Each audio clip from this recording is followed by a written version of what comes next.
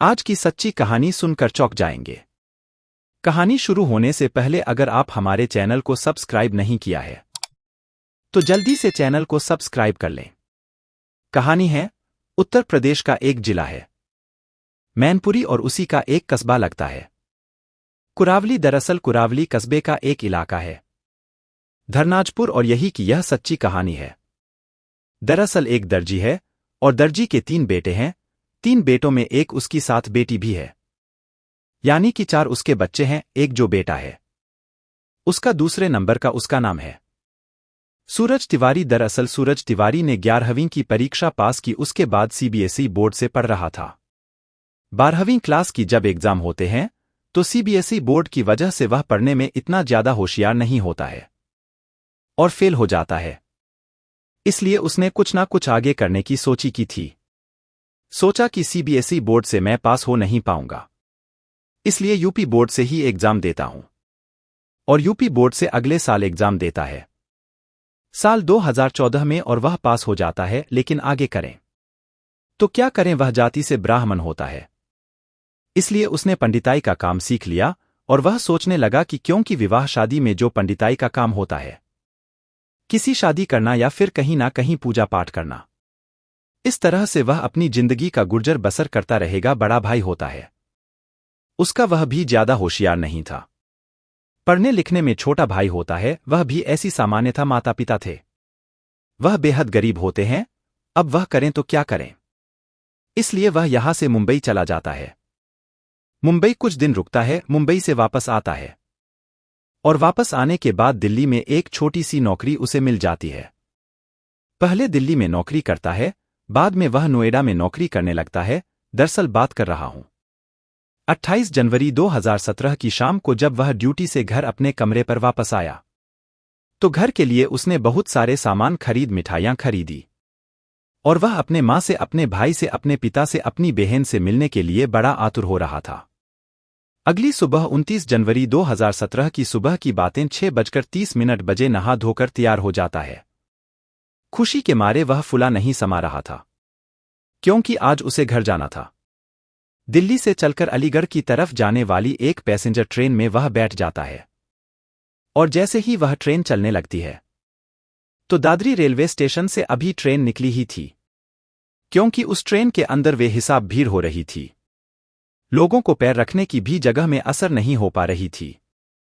इसलिए सूरज तिवारी बिल्कुल main gate के पास में खड़ा हो जाता है और वह इंतजार कर रहा था कि बस यह सफर जितनी जल्दी पूरा हो सकेगा, उसके बाद वह अपने माँ बाप से मुलाकात करेगा। सैलरी मिली थी, बड़ा खुश था, लेकिन यह नहीं जानता था कि कुछ होने वाला है।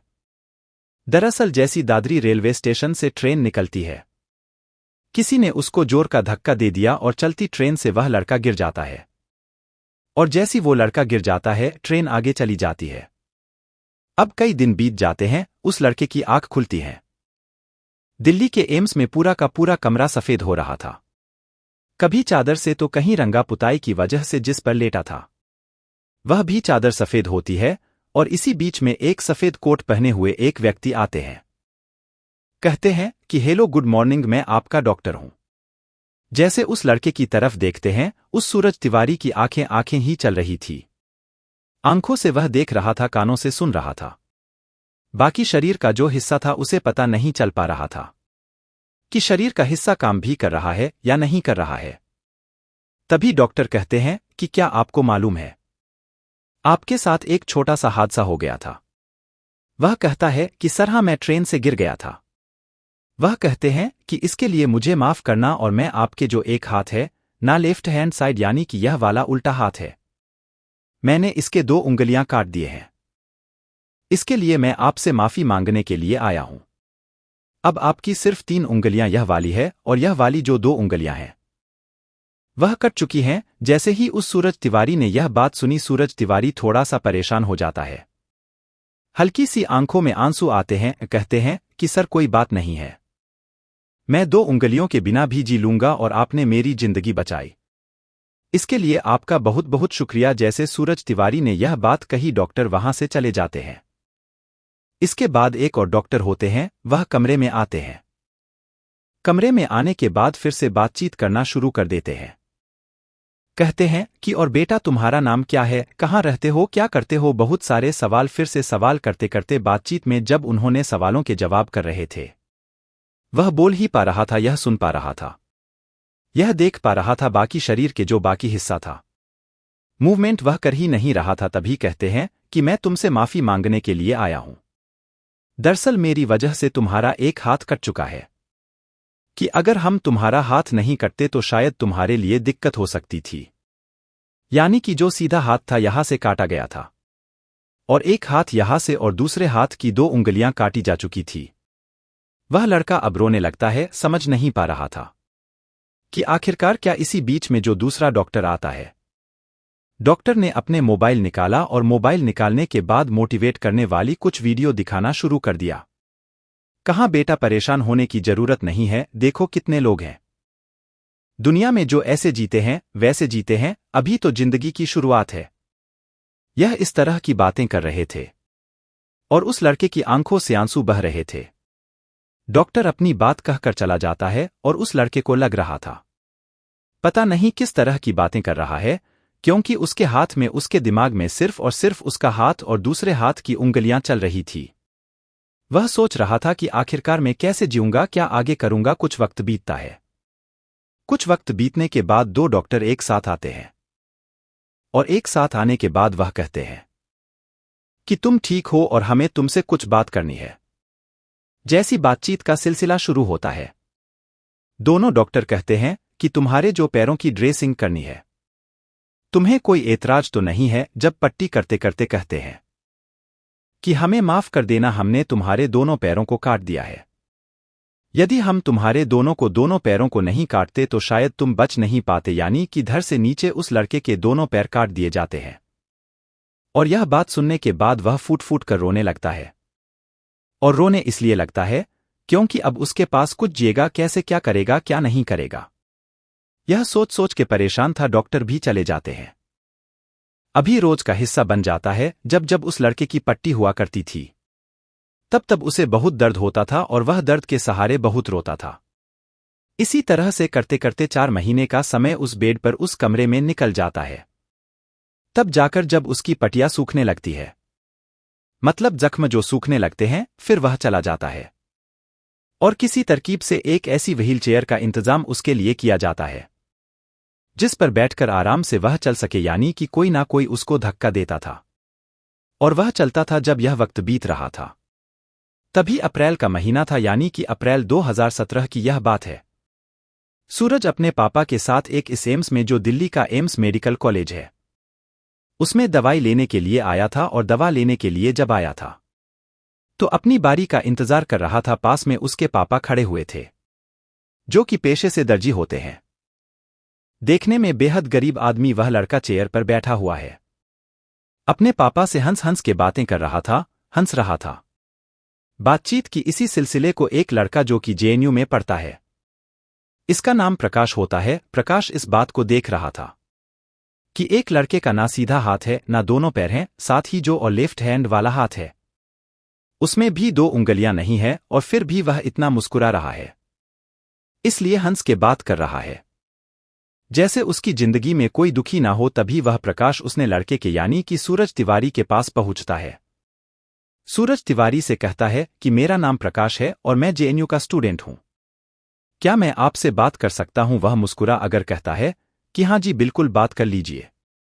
वह पूछता कि तुम्हारे साथ ऐसा क्या हुआ, क्या तुम अपने हादसे के बारे में बताओगे। तभी वह हादसे के बारे में बताना शुरू कर देता है। तहसील से बता रहा था। तभी प्रकाश कहता है कि आगे की जिंदगी जीना चाहते हो। लड़का कहता है कि क्या करना होगा। उसने कहा कि मेरे साथ आपको चलना होगा। यानी कि वह लड़का जो जेएनयू में स्टूडेंट होता है, वह स्टूडेंट उसको अपने साथ उसके पिताजी की सहमति के बाद सीधा जवाहरलाल नेहरू यूनिवर्सिटी के अंदर लेकर आता है। पूरा कैंपस घूमता है और पूरा कैंपस घूमने के बाद एक एनजीओ से संपर्क करने के बाद उसके लिए एक ऐसी व्हील चेयर का इंतजाम करता है, जो व्हील चेयर उसकी जो 3 उंगलियां बची थी, यह वाली इन 3 उंगलियां के सहारे वह मशीन चल सके। यानी कि अब उसे किसी की सहारे की जरूरत ना हो, वह खुद से एक कहीं भी घूम सके, कहीं भी आ जा सके। जैसी प्रकाश ने उसको यह बात बताएं, प्रकाश ने कहा कि अगर तुम मेहनत करो, मेहनत करने के बाद तुम्हें एक एंट्रेंस एग्जाम है, वह पास करना होगा। यदि तुमने उसे एंट्रेंस एग्जाम को पास कर दिया तो तुम्हारा यहां पर एडमिशन हो जाएगा। यानी कि मई 2017 में उस लड़के का एग्जाम होना था। उसके लिए उसे बी डॉट में कौन कौन से सब्जेक्ट रखते हैं उसका सिलेक्शन करना था। पहले एग्जाम दिया लेकिन वह पास नहीं हो पाता है। उसे लगता है कि शायद जिंदगी तो पहले ही धोखा दे चुकी है और एग्जाम का अवसर मिला था लेकिन वह नहीं दे पा रहा है। यानी कि फेल हो चुका है। लेकिन किस्मत उसकी और भी शायद धनी थी और उसने फिर से एग्जाम की तैयारी करने लगता है। और 3 महीने बाद ही सूचना मिलती है कि दिसंबर 2017 को फिर से एग्जाम होना है। पहले एग्जाम जिसे मई में होता है, उस एग्जाम के बाद वह घर चला जाता है। घर जाता है 20 मई 2017 को अपने परिवार के साथ घर पर था। 5 दिन बाद उसे एक ऐसी भयानक सूचना मिलती है जिसकी उसने कल्पना नहीं की थी। दरअसल उसका बड़ा भैया होता है, उसका रोड एक्सीडेंट होता है और बड़े भैया की मौत हो जाती है। तब लोग वह भी टूटने लगता है और लोग कहने लगते हैं कि जिसके हाथ पैर नहीं थे कम से कम इसी को ही भगवान उठा लेता। कम से कम चलते हाथ पैर वाला लड़का था, अच्छा खासा ठीक ठाक था, इसे क्यों उठाया? यह बात सुनकर सूरज तिवारी को बहुत ज्यादा खराब लगता है, अजीब लगता है। लेकिन सूरज तिवारी ने कहा कि आप यहां से चलना होगा, अब मुझे किसी पर बोझ नहीं बनाना है। और उसे एक बार जेएनयू में फिर से प्रवेश परीक्षा का अवसर मिलता है। संभावित है, यह बताया जाता है कि साल 2017 में पहली बार 2 बार प्रवेश परीक्षा हुई थी और दूसरी बार जो प्रवेश परीक्षा होती है तो उस प्रवेश परीक्षा में उसका नंबर आ जाता है और 23 जुलाई 2018 को आखिरकार उस सूरज तिवारी नाम के लड़के का जेएनयू में प्रवेश हो जाता है और वह रशियन भाषा में उसका बी डॉट में एडमिशन होता है और वह लगातार पूरी ईमानदारी से मेहनत कर रहा था। एक दिन प्रकाश फिर आते हैं, कहते हैं कि तुम्हें कुछ दिखाना है। प्रकाश दरअसल उसे जेएनयू की यूनिवर्सिटी की जो लाइब्रेरी होती है उसे लाइब्रेरी में लेकर जाते हैं और लाइब्रेरी में 9 मंजिला लाइब्रेरी होती है और उस लाइब्रेरी में किताबें थी। बहुत सारे लड़के लड़कियां उसमें पढ़ रहे थे। तभी उस सूरज तिवारी ने एक किसी से पूछा कि तुम बहुत पढ़ते हो, मैंने अक्सर तुम्हें निकलते देखा है। तभी उसने कहा कि मैं यूपीएससी की तैयारी कर रहा हूं, इनकी मुझे बड़ा अधिकारी बनना है, बड़ा आदमी बनना है। जैसे उसने कहा कि कैसे बनते बड़े अधिकारी, बहुत सारा पढ़ना पड़ेगा। सूरज तिवारी के पास से सिर्फ और कुछ काम था नहीं और सूरज तिवारी ने सोच लिया कि मुझे अब पढ़ाई करनी है, वह भी बहुत ज्यादा पढ़ाई करनी है।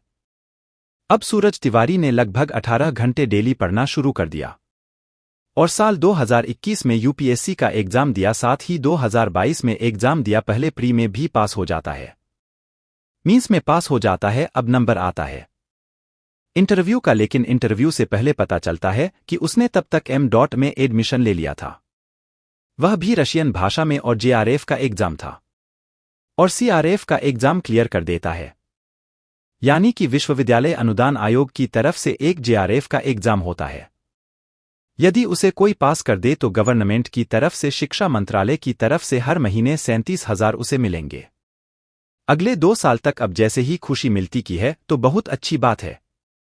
तभी उसका इंटरव्यू की तारीख आती है और इंटरव्यू जब देने के लिए जाता है यूपीएससी का, तो इंटरव्यू में वह बैठता है और व्हीलचेयर पर ही हो गया हुआ था और यूपीएससी में उस पर सवाल किया जाता है कि तुम स्पेशल कैटेगरी की हो, यानी कि जो फिजिकल है हैंडीक्राफ्ट में, कि तुम्हारे जो हाथ नहीं है, तुम्हारे पैर नहीं है, तुम्हें एक स्पेशल कैटेगरी में आते हो, तो तुम अपने स्पेशल कैटेगरी के स्टूडेंट्स के लिए क्या करना चाहोगे? सॉरी सर, मैं स्पेशल कैटेगरी में नहीं आता, मैं अपना काम सब कुछ खुद करता हूं।